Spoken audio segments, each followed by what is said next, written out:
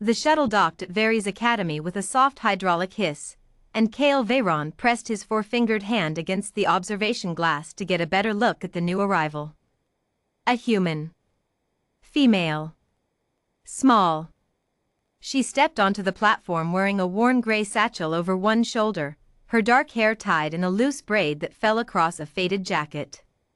She looked around the massive orbital station the way a child looks at a birthday cake, curious, bright-eyed, completely unbothered by the fact that she was surrounded by species 3 times her size who had been navigating interstellar academia for decades.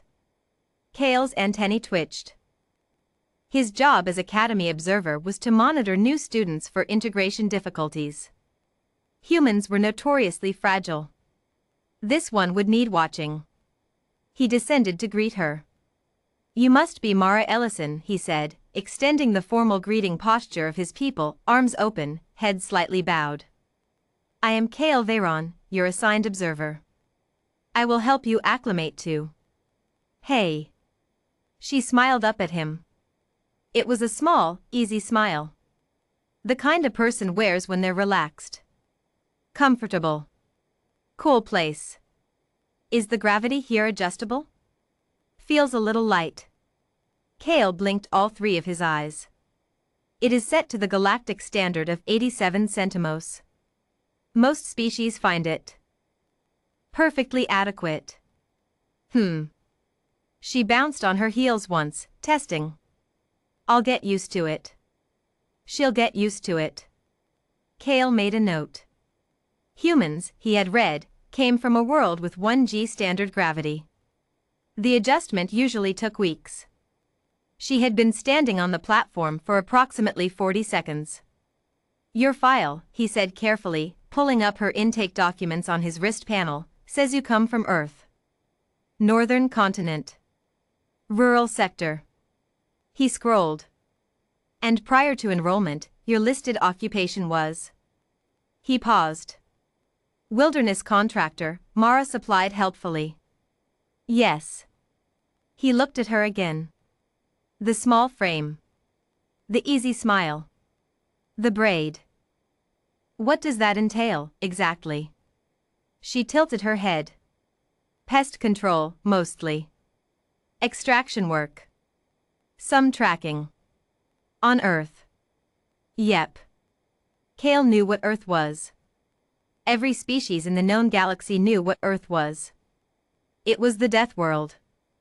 The planet that shouldn't have produced sapient life, statistically speaking.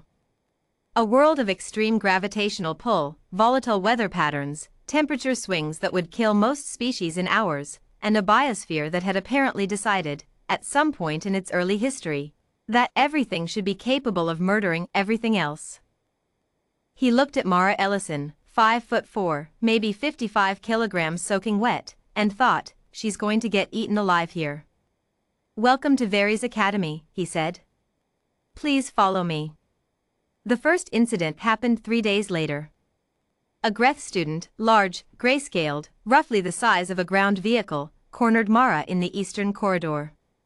The Greth were not a violent species, precisely, but they were territorial, and the eastern corridor happened to run adjacent to their dormitory wing.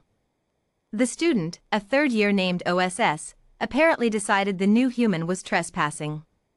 Kale received the alert and arrived to find a small crowd of students watching from a safe distance. OSS had positioned himself to block the corridor entirely, his crest fanned wide, his subvocal warning hum vibrating the walls.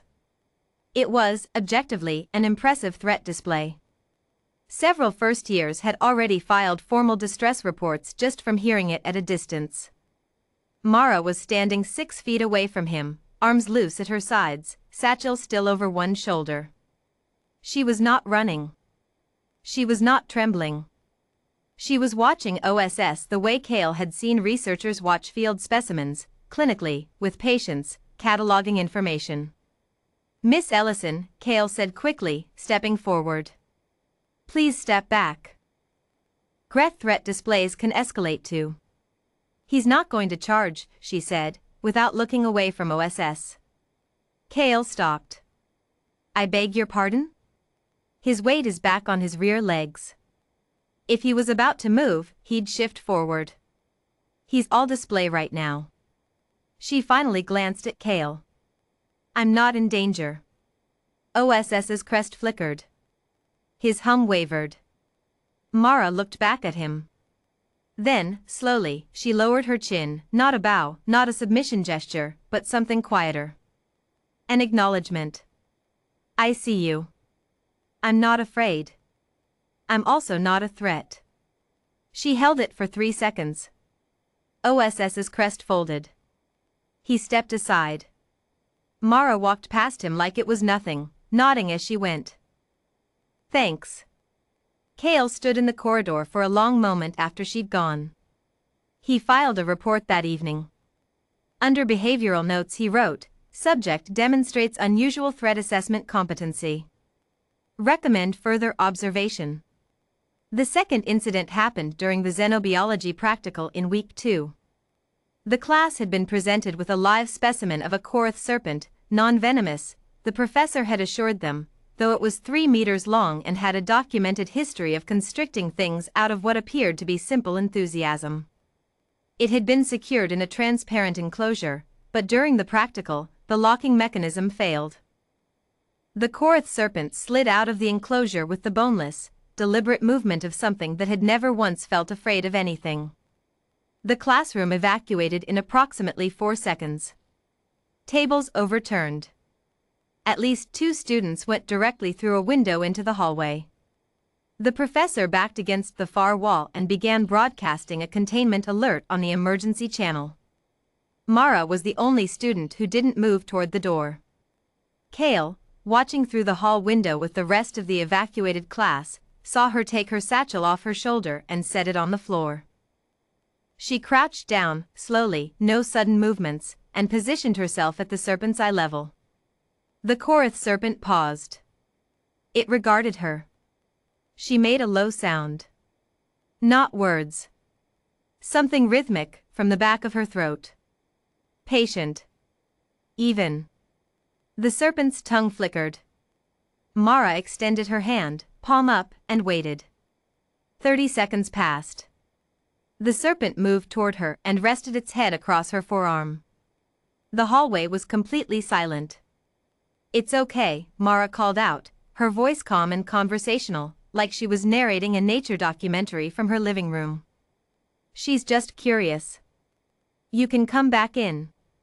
Nobody came back in. The professor, still pressed against the wall, managed, what did you? We have these back home, Mara said simply. Bigger, mostly. And venomous. But the body language is the same. She scratched gently behind the serpent's jaw ridge. It made a sound like a low engine rumble. She's actually pretty calm for a Korath. You keep her tank too cold, by the way. That's why the lock failed, thermal contraction. She looked up and found Kale's face in the window. He was staring at her. She gave him the small, easy smile. He pulled her full intake file that night. Not the summary. The full file. Under Wilderness Contractor, Earth, Northern Rural Sector, the expanded description read. Licensed Extraction Specialist. Primary Fauna, Apex Predators, Class 3 and above. Documented successful solo operations against Kodiak Variant Megabear, times 14, Temperate Apex Felid, times 31, Northern Pack Hunters, times 9 separate incursions.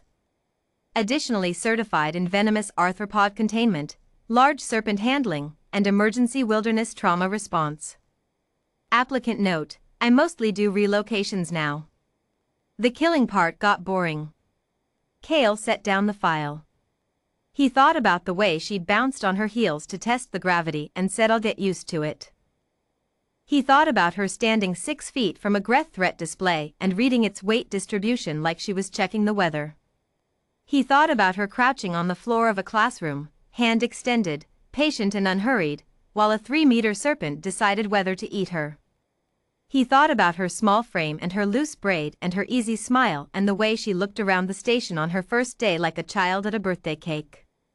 He filed a revised observer report. Under integration risk assessment he changed the classification from high, fragile species, to low. Under notes he wrote, "Subject is not adjusting to the academy environment. The academy environment is adjusting to her. She is not an innocent student navigating a dangerous universe. She is a Deathworld predator who has learned, with great patience and apparent genuine warmth, to appear as something smaller than she is. I do not believe she does this consciously. I believe she simply has never encountered anything she was afraid of, and it does not occur to her to perform fear she does not feel. She will be fine here. I am less certain about the rest of us." Down in Dormitory 7, Mara Ellison braided her hair for bed, set her alarm, and fell asleep in 4 minutes, the deep, immediate sleep of someone whose nervous system had long ago made peace with the fact that the dark might contain things with teeth. It usually did. She'd never minded.